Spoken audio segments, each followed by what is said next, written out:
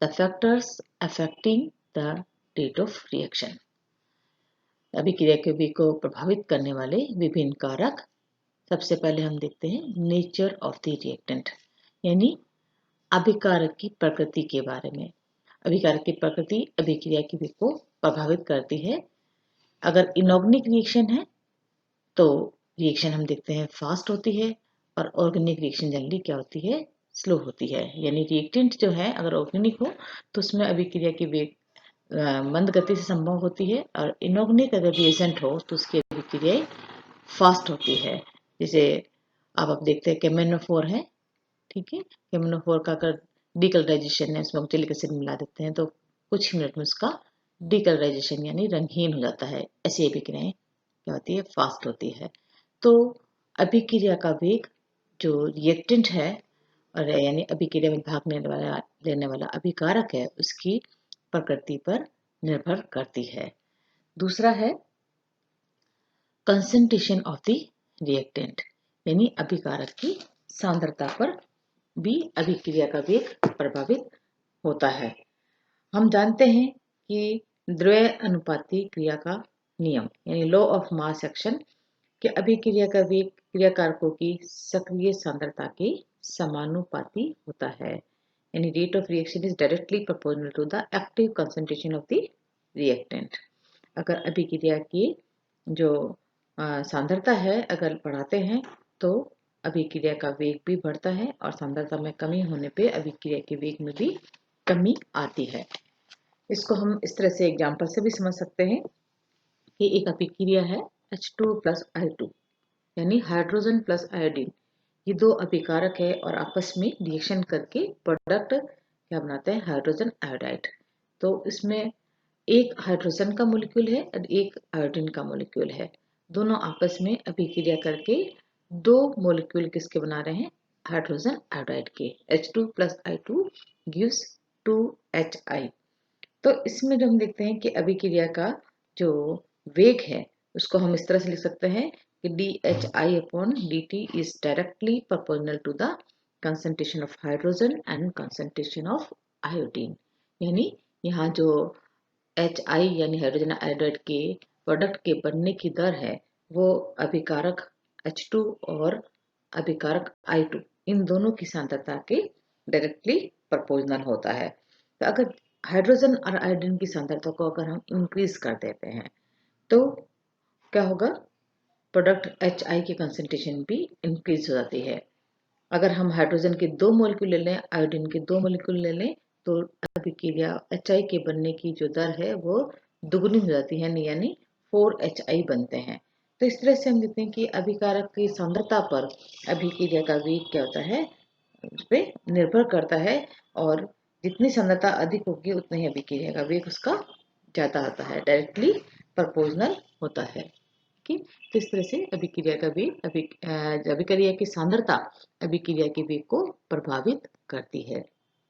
तीसरा कारक है इफेक्ट ऑफ टेम्परेचर, यानी ताप का प्रभाव।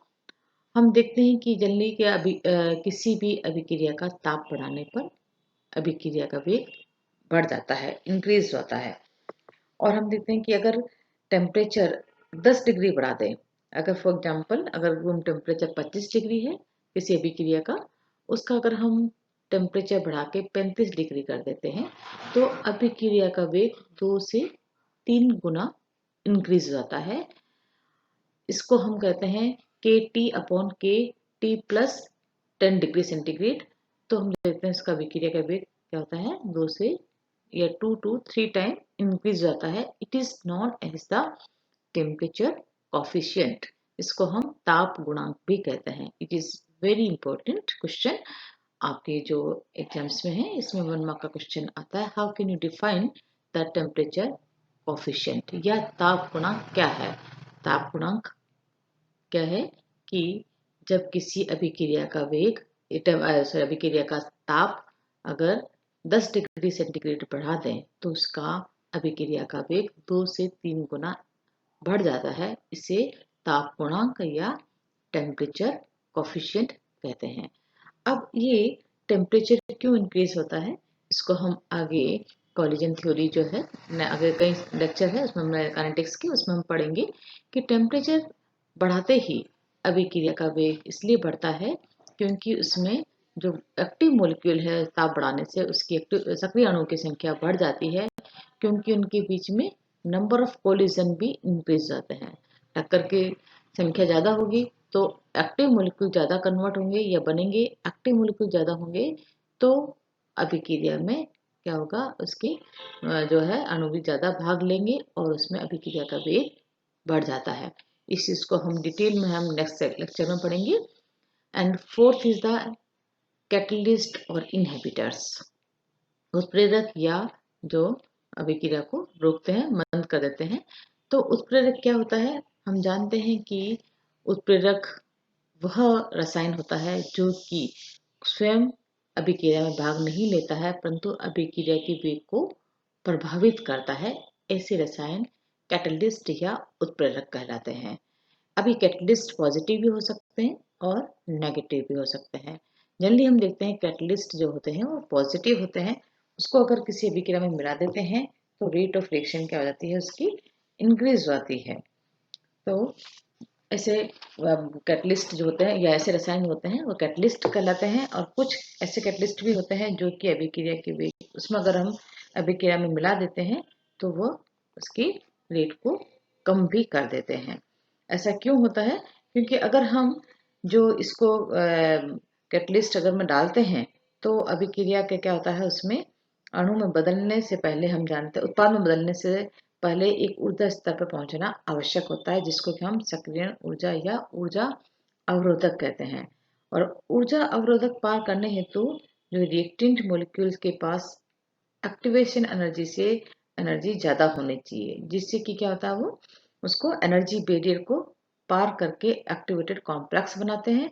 और इस एक्टिवेटेड कॉम्प्लेक्स बनाकर फिर क्या करते हैं, वो ये सबसे इसकी एक्टिवेटेड कॉम्प्लेक्स की एनर्जी सबसे ज़्यादा होती है, और यह क्या करता है, ज़्यादा एनर्जी होने से क्या होता है, ये हाईली रिएक्टिव होता है, और लेस क्या होता है, ये स्टेबल होता है और प्रोडक्ट में परिवर्तित हो जाता है। तो इस तरह से हम देखते हैं कि अगर किसी भी अभिक्रिया में उत्प्रेरक को ऐड कर देते हैं तो उसकी एक्टिवेशन एनर्जी का मान कम हो जाता है। तो यानी वो एनर्जी बैरियर क्या हो जाता है, नीचे आ जाता है, कम हो जाता है, और जल्दी से वो क्या हो जाता है, प्रोडक्ट में कन्वर्ट हो जाता है। तो उत्प्रेरक क्या करता है, इस तरह से अभिक्रिया के वेग को प्रभावित करता है। अब देखते हैं पांचवा पॉइंट है pH of the medium. PH यानी क्या है कि अगर कोई रिएक्शन है उसका जो है मीडियम मतलब कैसा है, पीएच कैसी है, एसिडिक है, न्यूट्रल है या एल्कलाइन है। इसमें हम देखते हैं कि पीएच पे भी बहुत सी अभिक्रियाएं निर्भर करती है। जैसे K4 है, वो -3 में अगर क्या है एसिडिक मीडियम हो जाता है परंतु अल्कलाइन मीडियम में कन्वर्ट नहीं होता है। तो बहुत सी अभिक्रियाएं ऐसी होती है जो कि एसिडिक मीडियम में होती है, अल्कलाइन मीडियम में नहीं होती है।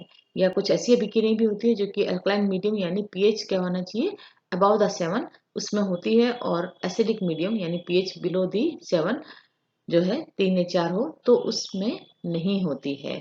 तो ये जो फैक्टर है it is very important factor कि किस तरह से पीएच अभिक्रिया के वेग को प्रभावित करता है। And sixth point is the nature of the solvent. जो विलायक है, कोई भी अभिक्रिया जिस विलायक के अंतर्गत हम कराते हैं उस पर भी अभिक्रिया का भी प्रभावित होता है। इसके लिए हम समझेंगे लाइक रिजल्ट्स लाइक, समान समान को घोलता है। अगर इनऑर्गेनिक क्या हो, रिएक्टेंट हो और उसका वाटर सॉल्वेंट होगा तो वो ज़्यादा फास्ट रिएक्शन होगी। अगर ऑर्गेनिक आपका रिएक्टेंट है और ऑर्गेनिक ही सॉल्वेंट है तो रिएक्शन क्या होगी, फास्ट होगी। परंतु इनऑर्गेनिक रिएक्टेंट है और ऑर्गेनिक सॉल्वेंट है तो उसमें रिएक्शन क्या होगी, स्लो होगी। इस तरह से हम कहते हैं समान समान को घोलता है। तो जो अभिक्रिया का वेग है, आप किस माध्यम में किस मीडियम में रिएक्शंस को करा रहे हैं या आपने रिएक्टेंट को किस आपने सॉल्वेंट में डिसॉल्व किया है उस पर भी अभिक्रिया का वेग प्रभावित होता है।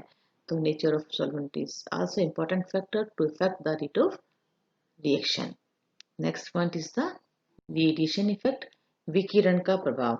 विकिरण का प्रभाव हम इस तरह से देखते हैं कि बहुत सी अभिक्रियाएं ऐसी होती है जो कि जनरली रूम टेम्परेचर पर नहीं होती है, यानी अंधेरे में वो अभिक्रियाएं बिल्कुल नहीं होती है, परंतु यही अगर ऐसी अभिक्रियाओं को अगर हम सूर्य के प्रकाश के अंतर्गत यानी HNU के प्रेजेंस यानी सनलाइट के प्रेजेंस में अगर हम अभिक्रियाएं कराते हैं तो वह उसके फोटोन को एब्जॉर्ब करके क्या करती है, बहुत फास्ट जो रिएक्शंस हो जाती है, यानी वो बिल्कुल जो अभिक्रिया नहीं होती है वो काफ़ी तेजी से संपन्न हो जाती है।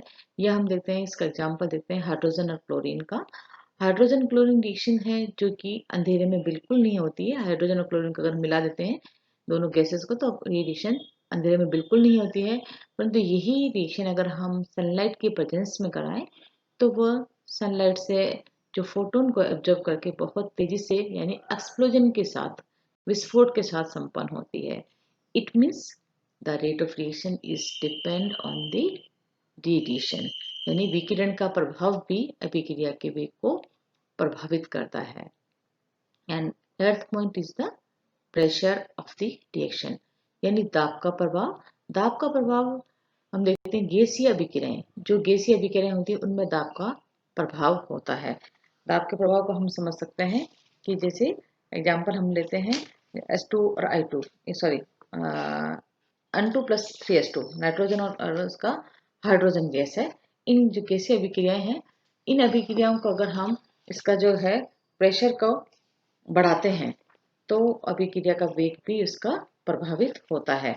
अगर इसको हम इस तरह से समझ सकते हैं कि अगर ये जो है रिएक्शन है, इसमें अगर रिएक्टेंट के मॉलिक्यूल्स कम हो और प्रोडक्ट के मॉलिक्यूल क्या हो, ज़्यादा हो, तो उस केस में अभिक्रिया का वेग प्रेशर बढ़ाने पर क्या हो जाता है, रेट ऑफ रिएक्शन कम हो जाती है। और रिएक्टेंट के मॉलिक्यूल जैसे कम हो ज़्यादा हो और प्रोडक्ट के मॉलिक्यूल कम बन रहे हैं तो N2 plus 3S2 gives 2NH3। इस केस में अगर हम अभिक्रिया का प्रेशर के दाब को बढ़ाते हैं तो अभिक्रिया का वेग भी बढ़ जाता है। तो गैसियस अभिक्रिया में जो है अभिक्रिया का वेग दाब पर निर्भर करता है। और जहाँ समान नंबर ऑफ मोलिक्यूल हो, यानी रिएक्टेंट के जितने मोलिक्यूल हो उतने ही प्रोडक्ट के मोलिक्यूल अगर बन रहे हैं, उस पर प्रेशर का कोई प्रभाव नहीं होता है। It means total number of molecule अगर रिएक्टेंट के क्या है और प्रोडक्ट के कितने बन रहे हैं उस पर प्रेशर का प्रभाव दिखाई देता है। तो गैसीय अभिक्रिया में भी अभिक्रिया का वेग जो है दाब पर निर्भर करता है। और नाइन्थ पॉइंट है, it is the surface area of the reactant. अभिक्रिया में भाग लेने वाले अणुओं की जो सरफेस एरिया है, पृष्ठ तनाव है, उस पर भी अभिक्रिया का वेग प्रभावित होता है। अगर जितना रिएक्टेंट मॉलिक्यूल का सरफेस एरिया ज़्यादा होगा उतना ही अभिक्रिया का वेग ज़्यादा होगा, क्योंकि उतने ही अभिक्रिया को वेग करने के लिए एक्टिव मॉलिक्यूल्स अवेलेबल होंगे।